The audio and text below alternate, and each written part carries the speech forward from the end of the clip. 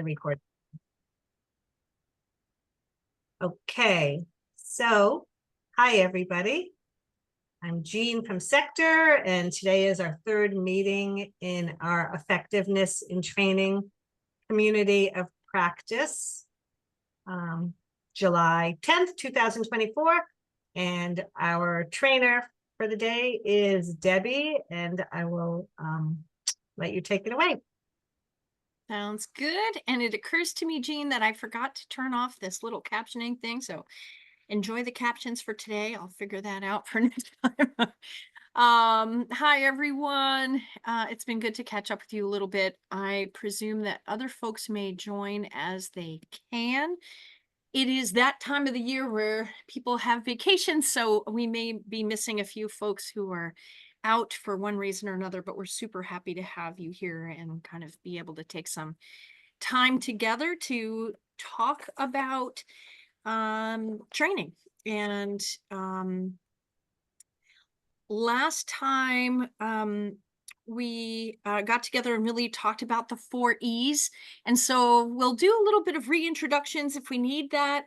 We might just do kind of a quickie piece to pull ourselves together, a small review, just kind of where we've been, because it has implications for the discussion kind of exercise we thought we might have this time around, which is to bring our thoughts together about how we use the things that we've been talking about in the last 2 sessions.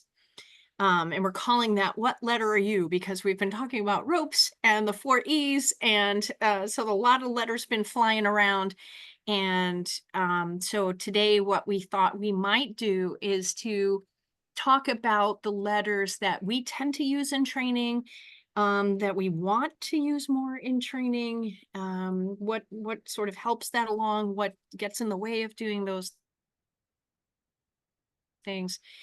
And then coming back together kind of for a larger discussion on that. If we're a small group, we'll just have a large group discussion.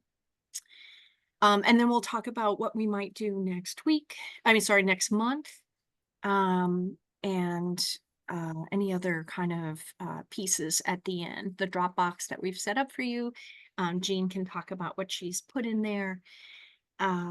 And anything else that we want to add. Is there anything else that you would want to add to this agenda before we get started? No, good. Okay. All right. So I didn't realize we had animation on this slide. I love that. All right. So just so we all meet each other kind of again. Some of us were here last month, some of us weren't.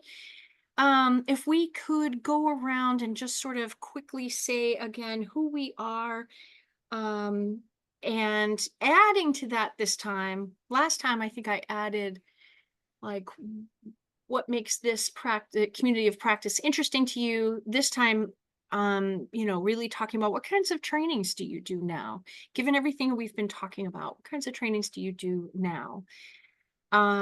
So I can get started. Debbie Nicolellis, she, her, hers, and the training director at the Transitions to Adulthood Center for Research at UMass Medical School, UMass Chan Medical School. And I'm in the Northeast, work in Massachusetts, actually live in Connecticut. And the trainings that I tend to do, if I think about ropes, I tend to live in, if I think about the 4 E's, I tend to live in the expertise kinds of training. I also do some exposure kinds of trainings, introducing people to stuff. But where I love to be training wise, I guess, is in teaching people how to do stuff. That is my happy place in training. And then, what's exciting is seeing it go further into embedding. And I know there was a request last time. I think one of the things we might consider for next month is to really kind of focus our energy on embedding. But that's where I kind of tend to live. And when you do expertise level training, you're doing all of ropes. So I guess that's where I tend to live training wise. the kinds of trainings that I do now have to do with young adults with mental health conditions and helping them to be successful in work and school and in careers, really training other providers to do those things. That's where I tend to live training wise. Jean, do you want to do a quick? I'll popcorn it over to you. I'm Jean Winook from CeKTER. And the training I do, training is not a big part of my job, but as someone who does some of the technical assistance for CeKTER, I do support NIDILRR grantees, mostly one-on-one with just building their skills and capacity in topics like around social media and dissemination of their content. And so I think everyone usually has a sense of what they should be doing. They're just not necessarily doing it. So a lot of it, I guess, is embedding, just kind of reminding people to practice the skills that they've been learning along the way also. Yeah, makes And sense. how about you, Karma? Hey everyone. Yes, I'm Karma Marshall.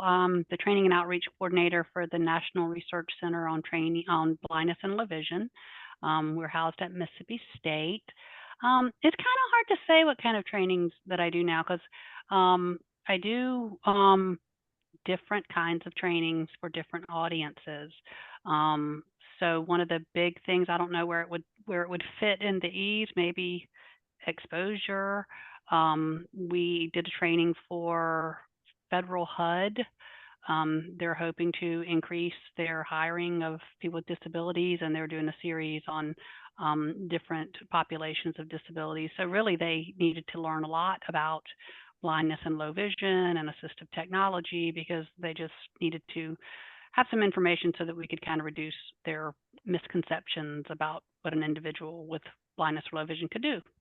But then I also do a good bit of training with VR staff and agencies across the country, more so increasing their counselor skills and business development and maybe recognizing some of their own bias, especially some of the combined agencies where maybe they have one or two individuals who are blind and low vision and they have a larger caseload, so they really don't have that expertise in blindness. So kind of all over the place, really. Taking our research and trying to come up with some meaningful products and trainings and even online courses are part of my roles. Yeah. Love it. Thank you, Karma. How about you, Lisa? Okay, well, I believe, well, I'm with Boston University. I'm a trainer. There, I started in Boston U last October, so I haven't been there for quite a year. So I'm just cutting my teeth at Boston U. On the academic side, this is the first time ever working in the academic. I'm a boots on the ground, sit on the side of the road with people type person my entire career. And now that I'm older, wiser, maybe, doing a little bit more academic things. And so I'm learning. That's why I wanted to be a part of this, to just drive home some things that I knew and to bring out some stuff that I didn't know. So I appreciate it. But again, I'm from South Carolina. I think we're considered the coastal southeastern part of the United States of America, whatever that means. But we do have a lot of coast and mountains and hot weather. I think that with my experience at Boston U, that I would be at the expertise role. I'm currently a part of several trainings. One is around workplace prejudice and discrimination, and one is around mentoring, kind of like coaching, peer support specialist. So we are using the expertise to build the capacity and the practice. We do a lot of exercises and modeling, and now we're doing the supervision into that to see how those coaching or mentoring sessions are going. So I believe expertise is where I've landed right now with Boston U. Love it. Yeah. Love it. Really in the how-to. It kind of follows up, Lisa, in your sit in the on the curb with people kind of teaching and working with people, kind of move right into teaching people how to. Love that. Yep. Thanks. Vanessa, I'll pop it over to you next if I can. Sure. Hi, I'm Vanessa Mitchell-Wagner. I use she, her pronouns. I'm also at UMass Chan Medical Center. I work with the Transitions to Adulthood Research Center. And I'm in upstate New York, actually. Very hot weather for us, so I have a fan blowing on me. Let's see, I started out on the receiving end of sort of expertise level training. My role now is training coordinator, so I'm moving into more of a training role.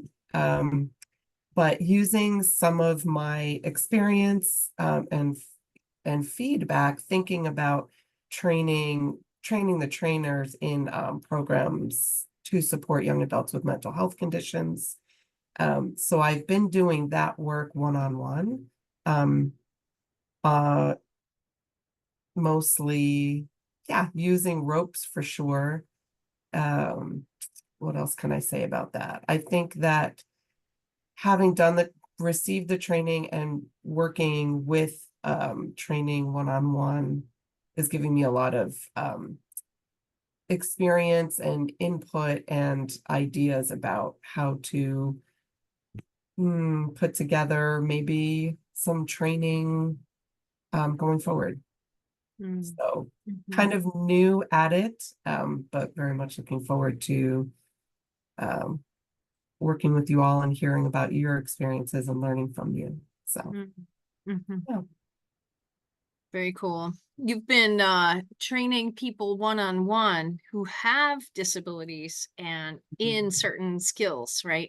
And Yeah, strategies, exactly. and kind of now moving into training providers on how to do those things. So Exactly. glad to Right. have you here.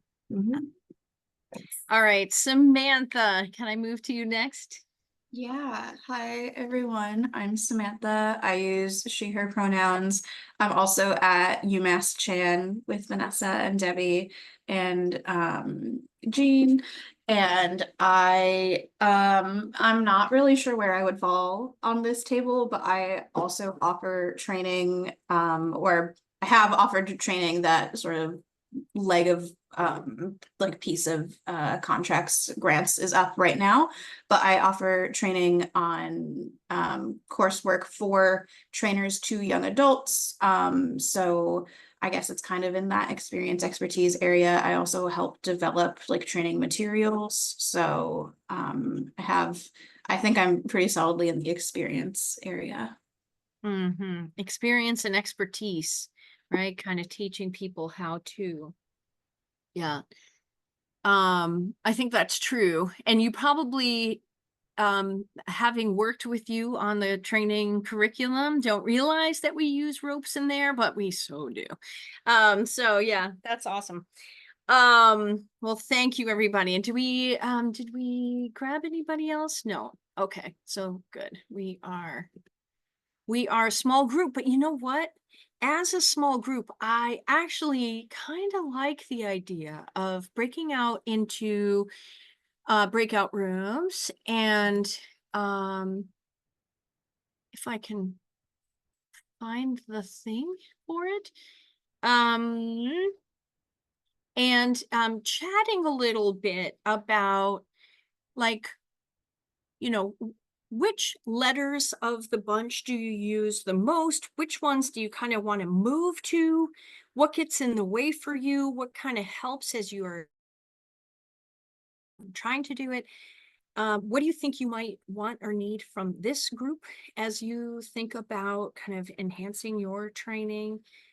And Jean, I don't know if as the host of this meeting that you have breakout room capacity and I don't.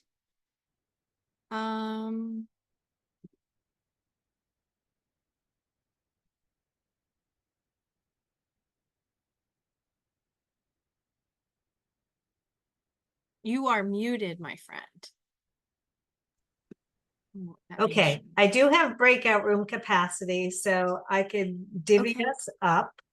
Yeah. If you But- want to do 2 and 2, and then you can assign me to a room Yeah, after, that would be awesome.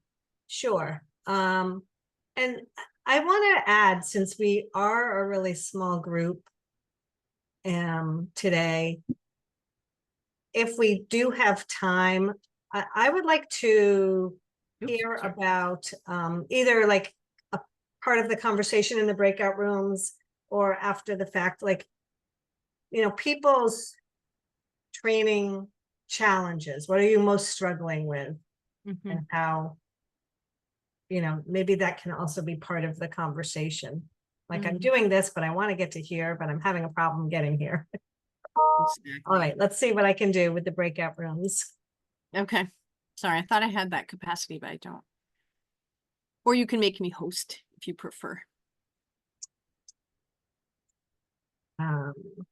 If you go into participants. Yep.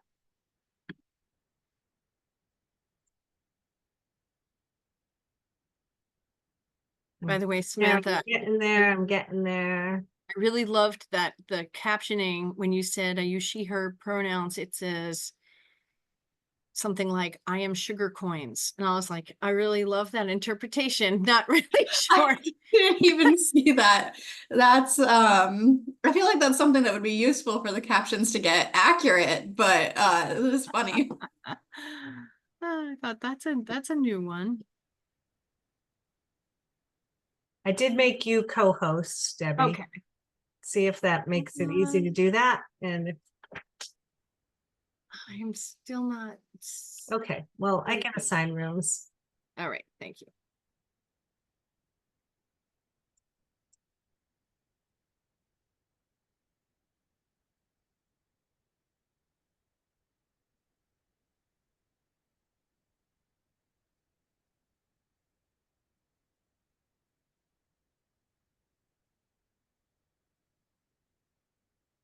And then I can have us join the rooms afterwards Okay. or So chat, get to know each other a little bit.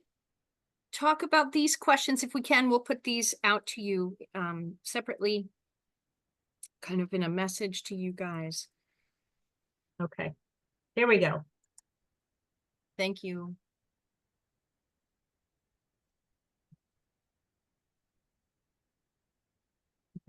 Go ahead and join those rooms. Okay, it's just you and me here. Okay, that was funky, but I have the option of joining rooms. So as co-host or host, I now have that capacity, but that didn't, oh, it was weird. I tested it beforehand too. Okay, we're back from our breakout rooms. Debbie, you're on mute. I know, I'm trying to, okay, here we are. Hi, everybody. So how was that to break out and do some chatting? Good. Good. So I joined group 2 and you guys were heartily into it and we were still kind of going when we got the thing. Thank you, Jean. I was so into it that I didn't jump out. So I thought we could continue the discussion now and just sort of see like what came out of that discussion. Where do you think you spend most of your time? Like which letters are you really using? And I know our group was talking mostly about ropes, but whichever one. And you know, what were some of the big takeaways from that discussion? And then let's continue the discussion onward, like anything else that you didn't get to say in that 10 minutes or so. So I'll just open up the floor, so to speak.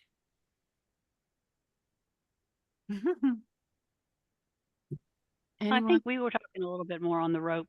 I was talking more on the rope side, and just me personally wanting to incorporate more exercise type of activities into trainings that I do, other than just presenting information.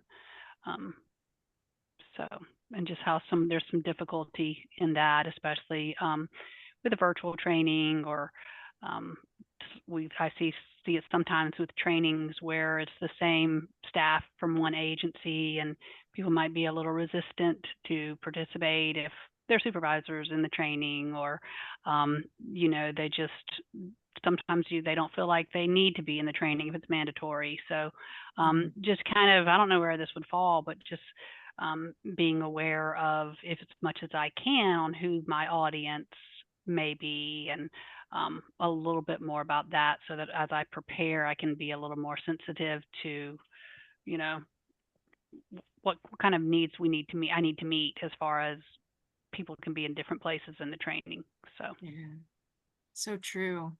It's so much to manage, when you're doing a big group training like that, and especially during mandatory trainings. Like, mandatory is really hard because people aren't choosing to be there by their own Right. volition. So you're trying to convince them that this is worth their time.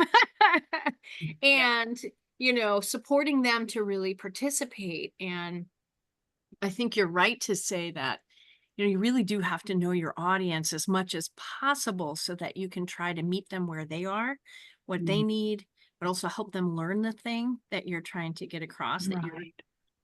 being contracted to do, or whatever it is.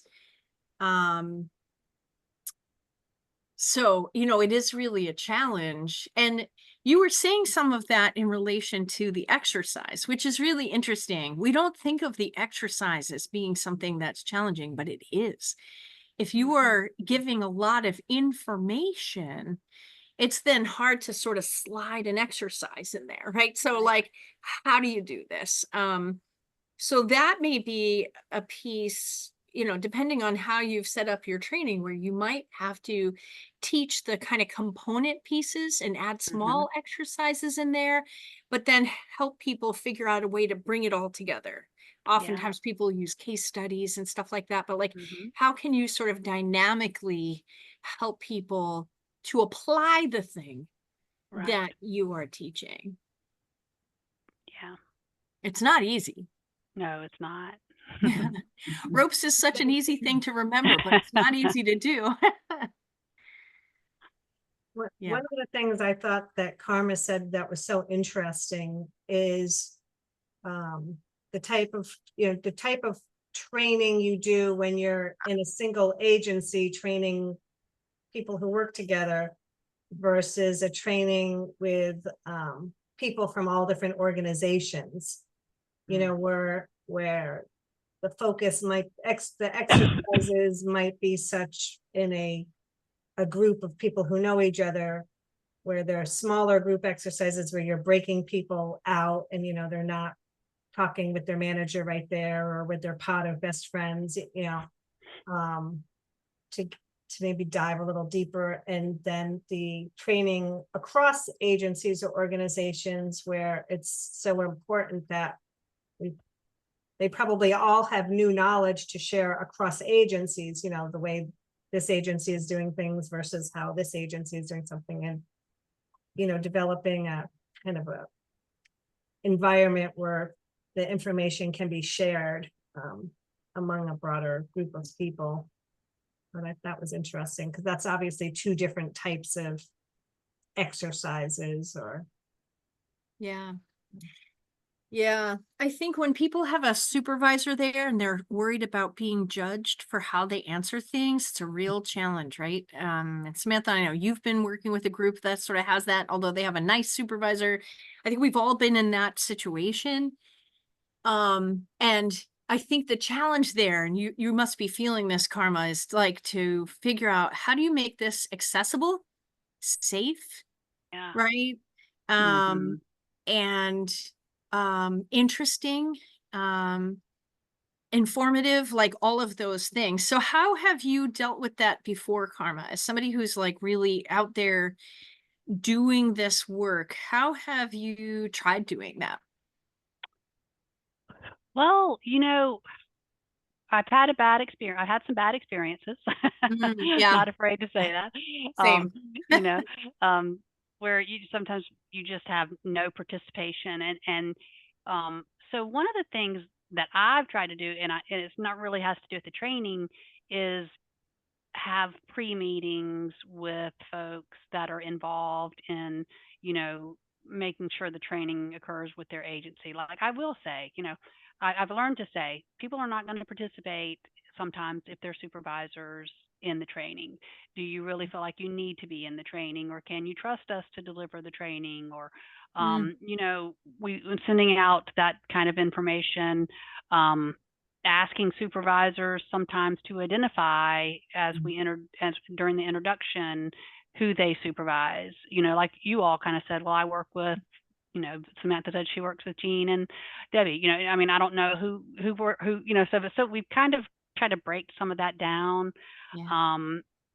One of the things that I have done before is if their supervisor was in a meeting, have them speak and introduce me, and make an encouraging statement to their staff to participate. Yeah. Not that it always works, because you just don't know you don't know the culture of a team or an That's right. agency. You really just don't know. So those are just a few of the things I've tried to do to kind of diffuse those situations.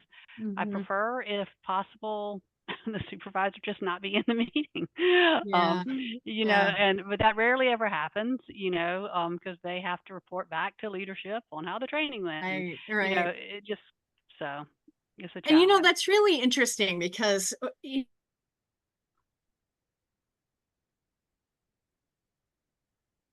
Debbie has a bad She's internet frozen. connection. This is not unusual for her. I always think that in some ways it's helpful to have supervisors material.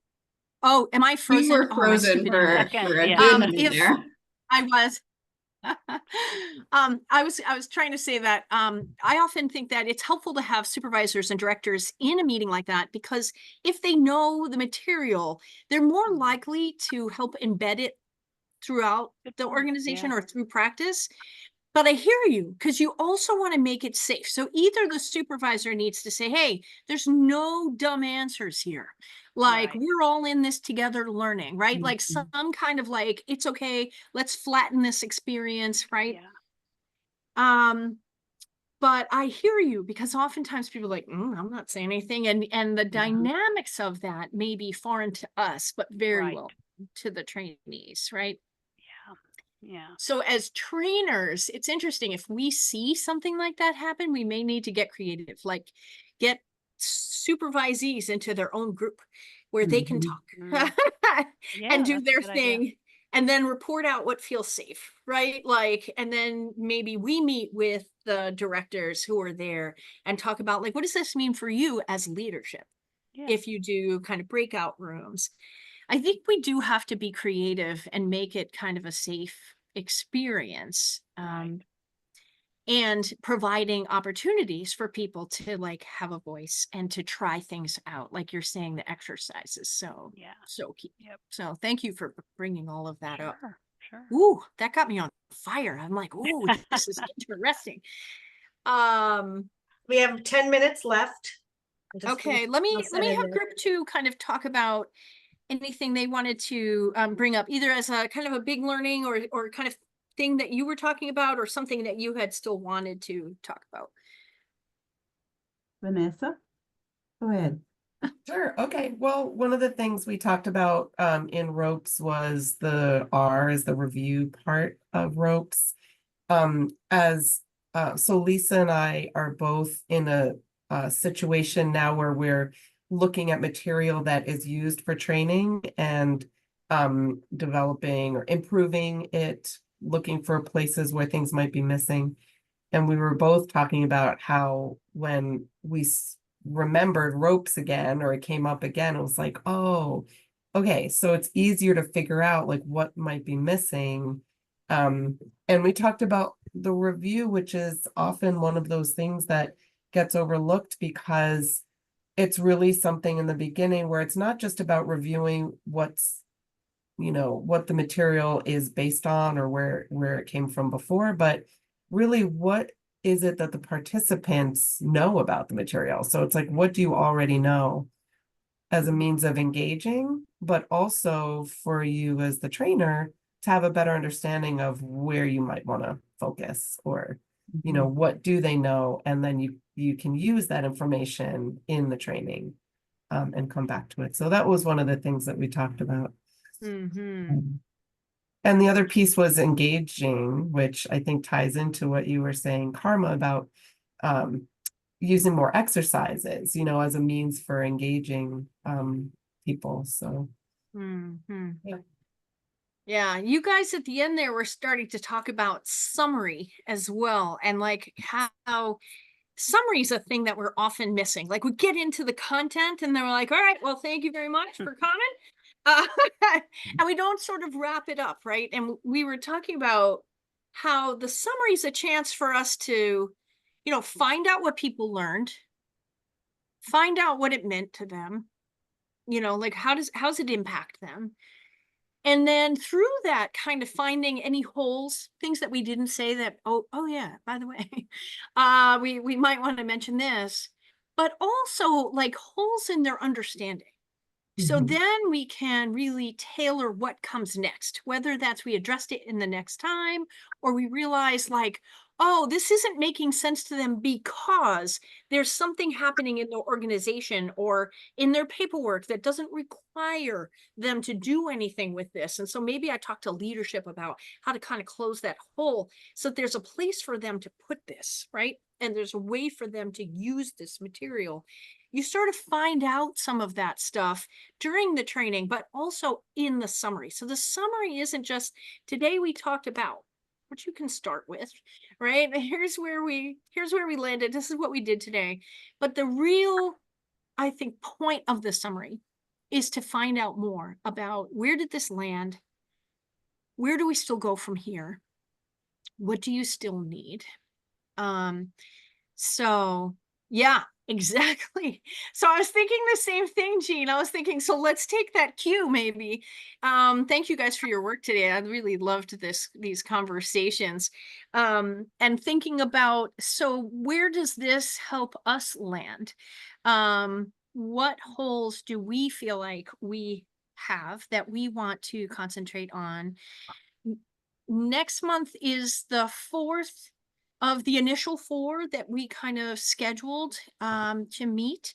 We can talk next month if we want to about whether or not we want this to keep going. And if we do, you know, on kind of how we want that to happen. But in terms of content for next month, thank you on the 14th. Jean, I feel like we're of one mind today. What are you all thinking? Where did this leave you today?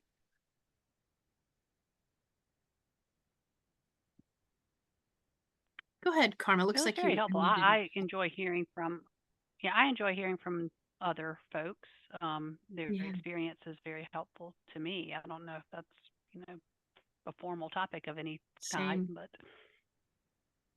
Same.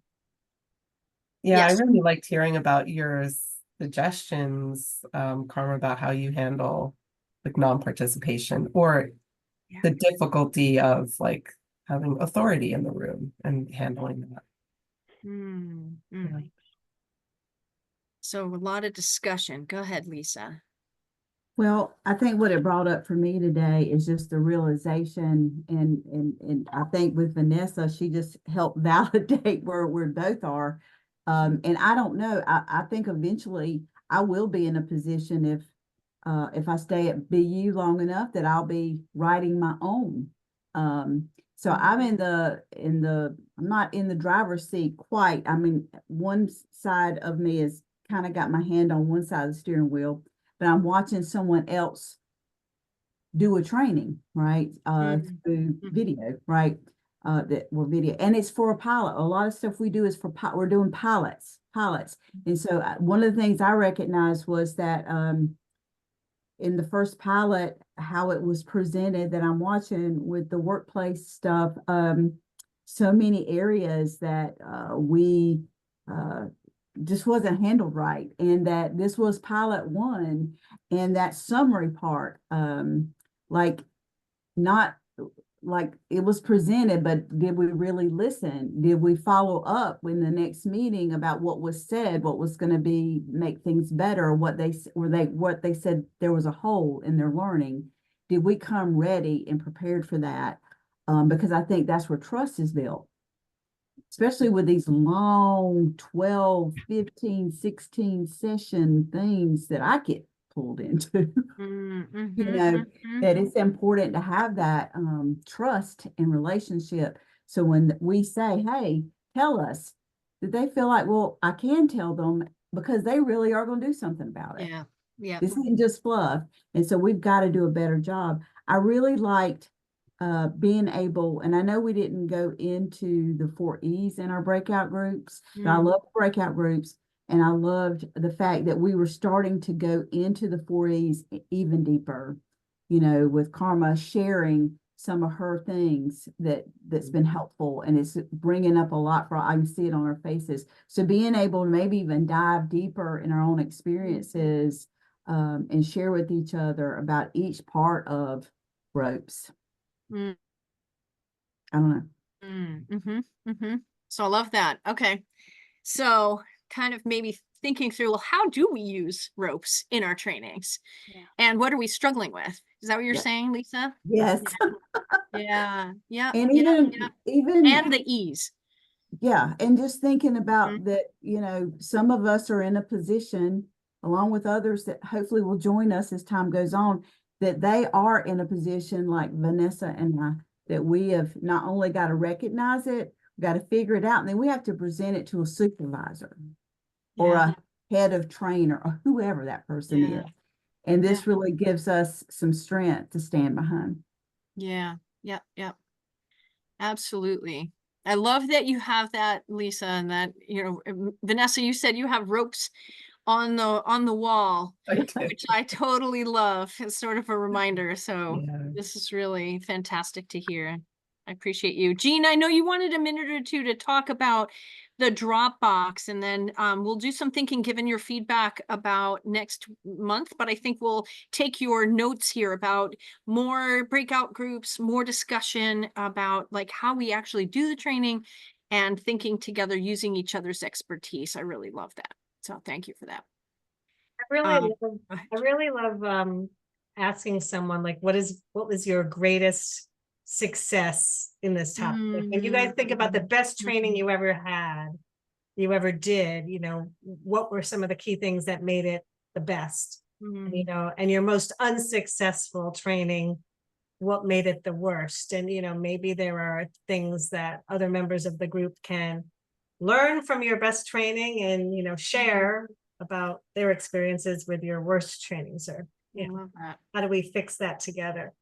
I just wanted to say that I've started collecting all of the presentations, the slide decks that Debbie has used, the notes I've taken on our agendas and the recording of these meetings, and I'm putting them into a Dropbox.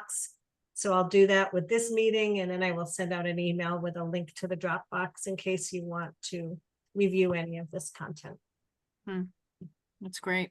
So we'll send out reminders about next month. We'll add this material from this month. And we can't wait for our next discussion. You guys are awesome. Thank you for being here. Thank you. Thank you. Thank you. All right. Enjoy the rest of July. We'll see you in August. Stay cool. Yeah, that's great. You too. Bye. Bye.